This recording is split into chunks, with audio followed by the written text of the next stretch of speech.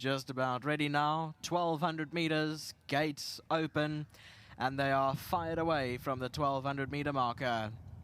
Along the inside, move to the groove, right there with Mediterranean Flame. Up, and away is in the white colours in the centre, followed further back by Midnight Music and then Elusive Bomber to the outside. Further back in the field, looking good is in the pink cap, Rip Snorter further back, Stand Side, Dynasty's last, then Vino Rioja. Money Galore further back, Caught You By Surprise, Pomerol further back, then Zumzi and Golden Alexia. Racing them down towards the last 500 meters. The action's on the stand side. It's Dynasty's last, leading with Vino Rioja and Elusive Bomber, 3 off the right-hand side. Then came behind that one Midnight Music in the red sleeves and cap, 4 off the inside. Then came Up and Away, who's upwardly mobile. And further back in the field is Rip Snorter. Dynasty's last with 250 to run, leads down the inside. Up and Away, and Atlantic Pearl on the far side. Further back is Midnight Music, but now Up and Away claims the advantage from Atlantic Pearl, and Dynasty's last, and Up and Away is going to win it. Second will go to Atlantic Pearl, Dynasty's last third, then Midnight Music. Take, refusing to load.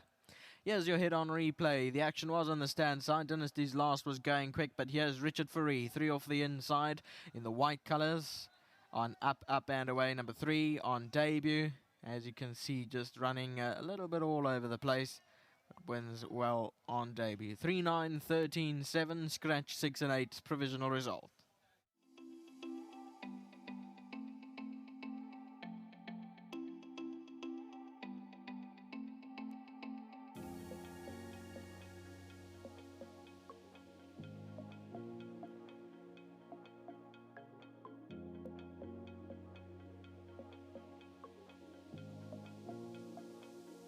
Well, Up and Away, she makes a fantastic debut this afternoon. First run, it's a winner, and she's in the winner's box for trainer Alan Greff. Richard Fourie in the irons. She's a lovely daughter of Eric the Red, and very well done to her groom, William, who will be celebrating 1,500 Rand from World Sports Betting. Got Godfrey on hand. He's always on hand to collect the winning checks for the Halo Stables, and it's much appreciated. Godfrey, thank you very much.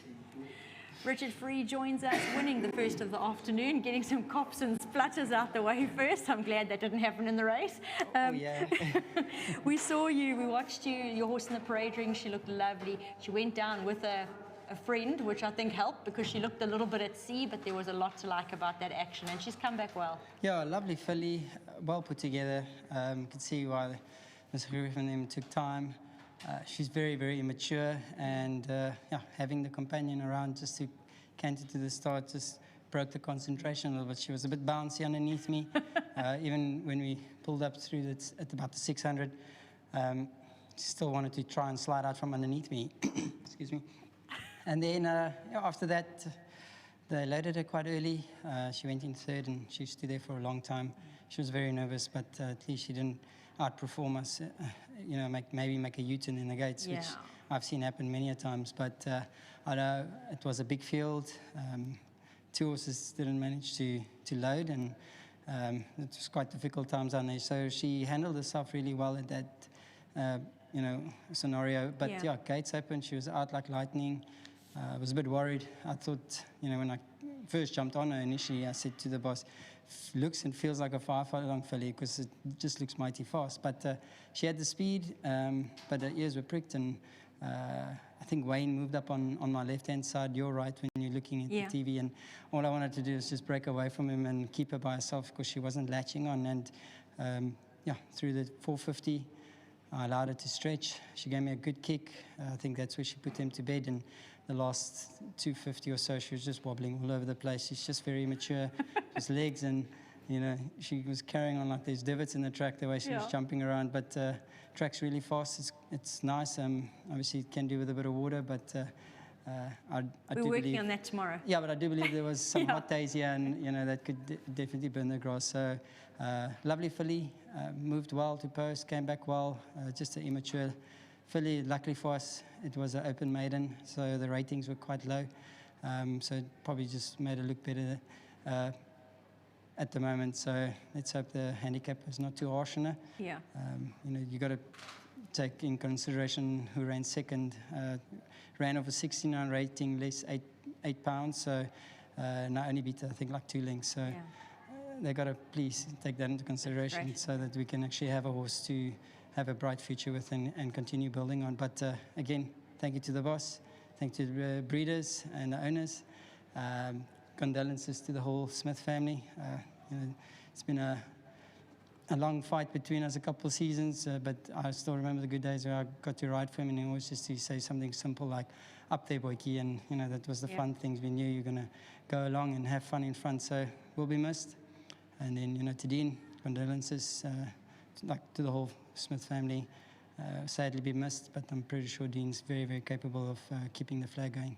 Yeah, he has been doing exactly that. I'm sure those sentiments will be greatly appreciated. Richard, before you run, don't break it down. You can just yes or no. 2 horses on the day, obviously being Royal Kingdom and Golden Palm. Yes to both. Brilliant. Thank you very much. And then also to my sponsors at Ridgeman. Thank you. Of course. Alan stepping on in, and a big thank you for his comments prior to the race, saying she had the winning ability, if not green. And I made a little side joke with you, Alan, that all your first-timers had jumped slow, so there's a good chance she's going to be green. But I do understand the concerns. It was a big field, plenty that could go wrong, but it has all gone right. So congratulations. You're 100% right, Nate. And I still picked up a horse that jumped slow with light white colours, and I thought, oh my goodness, she got left. And then I looked again and I said, oh, okay, no, wrong horse.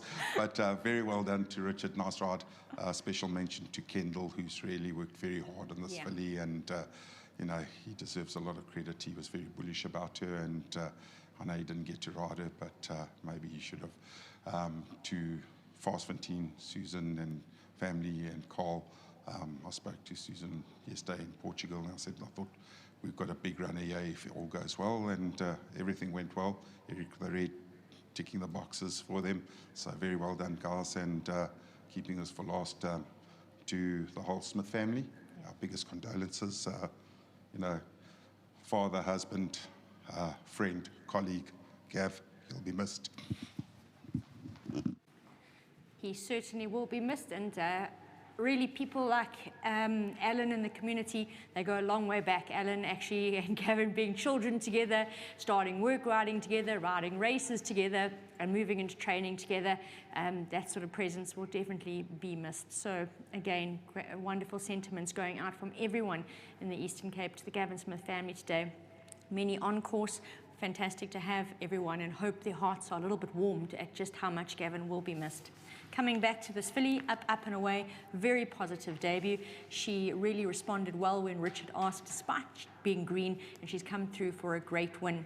Having touched on Richard's rides coming up, he does feel very strongly about Royal Kingdom and Golden Palm, and having had chatted on Wednesday to Alan, he definitely agrees with those two and adds in perhaps the likes of Huri Kwacha as one to keep an eye on as well. That's the first of the day underway. We're prepared to move on to the PA in race 2 shortly.